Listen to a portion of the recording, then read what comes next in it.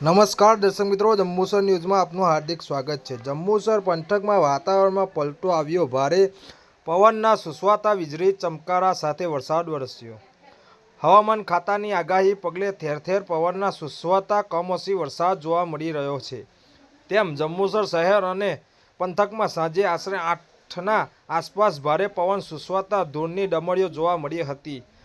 પવનની તેજ ગતિ વધતા મળતી હતી તે વીજળી ચમકારા પણ જોવા મળ્યા હતા। પંથકમાં ભારે પવન ફૂંકાતા જંબુસરમાં વીજળી ગુલ થઈ હતી અને વરસાદના છાંટા પડવાની શરૂ થઈ અને જોતજોતામાં કમોસમી વરસાદ ઝાપટું પડવાનું શરૂ થયું હતું અને જાણે વાતાવરણમાં ઠંડક પ્રસરી હતી।